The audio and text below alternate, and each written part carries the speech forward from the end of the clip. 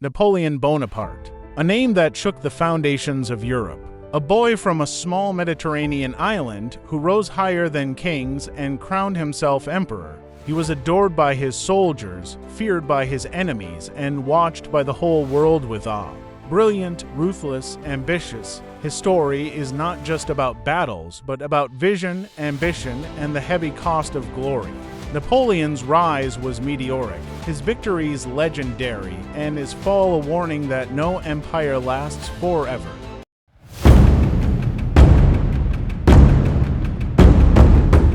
Napoleon was born in 1769 on the rugged island of Corsica. The island had only just become French territory, and many Corsicans still hated France. His family belonged to minor nobility but had little wealth. Pride was their only inheritance. As a boy, Napoleon was small, fiery, and often mocked by other children. He preferred books to games. He read about Caesar, Hannibal, and Alexander. He admired heroes who shaped nations and dreamed one day of joining their ranks. At school in mainland France, he was ridiculed for his Corsican accent, but Napoleon turned insult into fuel. While others laughed, he studied harder, dreamed bigger, and built a steel-hard determination.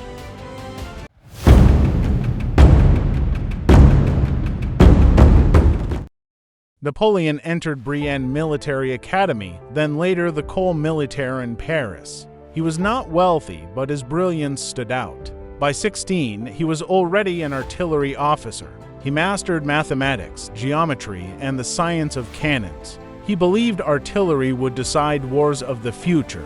He read voraciously Julius Caesar's campaigns, Plutarch's lives, and histories of great empires. Though often quiet, he carried himself with confidence and never doubted that destiny was calling his name.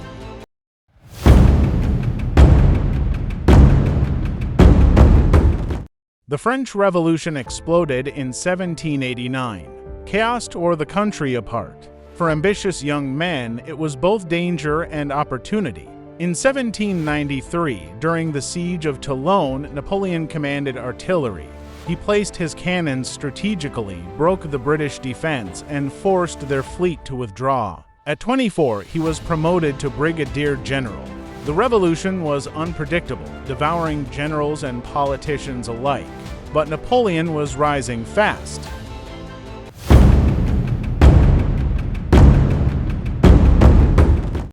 By 1798, Napoleon dreamed beyond Europe. He launched an expedition to Egypt, hoping to strike at Britain's empire. The campaign was half war, half science. He brought scholars who discovered ancient wonders, including the Rosetta Stone. At the Battle of the Pyramids, Napoleon arranged his men in square formations, repelling waves of Mamluk cavalry. From the heights of these pyramids, 40 centuries look down upon you, he told his soldiers. Yet his fleet was destroyed at the Nile by Admiral Nelson. Napoleon was stranded. Though the campaign faltered, his legend grew. He was not just a general, he was seen as a man of destiny.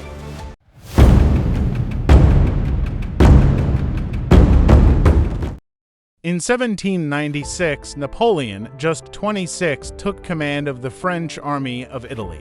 His soldiers were hungry, poorly dressed, and close to mutiny.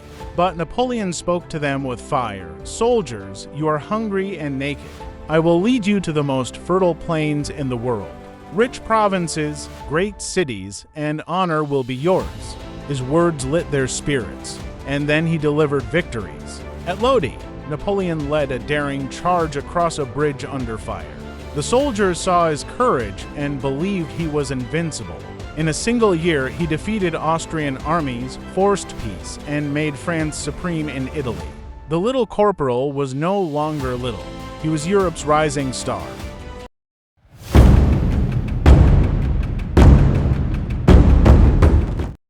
France, meanwhile, was unstable.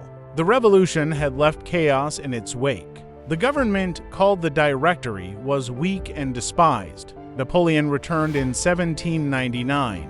The people saw him as a savior. With loyal soldiers at his side, he staged a coup d'état. By 1804, he crowned himself emperor. In Notre Dame Cathedral, he took the crown from the Pope's hands and placed it on his own head. This act shocked Europe. He bowed to no one. Power was his, by his own will.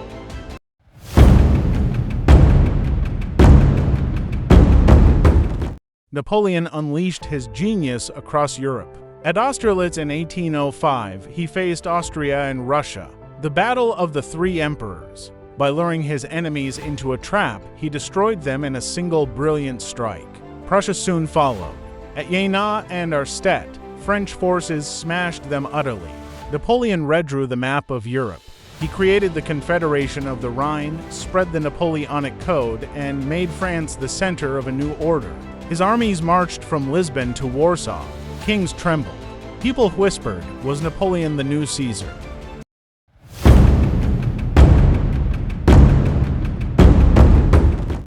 But even as his empire expanded, Napoleon wanted more.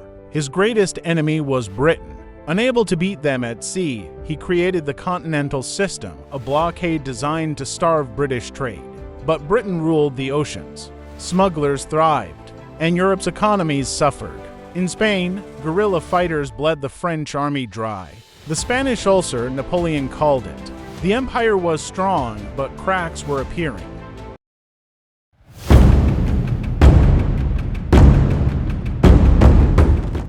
In 1812, Napoleon made his boldest gamble. He invaded Russia with over 600,000 men, the largest army Europe had ever seen. At first, he advanced, but the Russians retreated, burning their villages, leaving nothing but ashes. At Borodino, a brutal clash left tens of thousands dead. Napoleon entered Moscow but found it burning, emptied by its people. Winter came. Frost, hunger, and constant attacks destroyed the Grand Army. Barely 100,000 returned. The myth of Napoleon's invincibility was broken.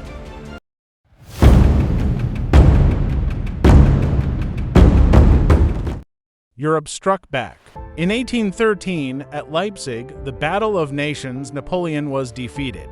By 1814, the Allies marched into Paris. Napoleon abdicated and was sent to Elba, but he refused to fade away. In 1815, he escaped, landed in France, and marched toward Paris.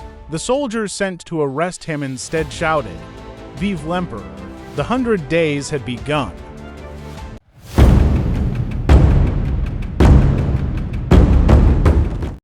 On June 18, 1815, Napoleon met his fate at Waterloo. The British under Wellington and the Prussians under Blücher crushed his army. Exiled once more, this time to the remote island of St. Helena, Napoleon spent his final years in isolation. He dictated his memoirs, casting himself as a hero, a man misunderstood by kings and history. In 1821, at only 51, he died, but his legend endured. The Napoleonic Code shaped modern law.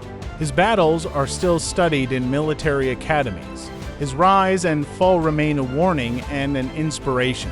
Napoleon Bonaparte, the boy from Corsica, the Emperor of France, a man who dreamed of ruling the world. Ruthless, brilliant, unstoppable. His name lives forever.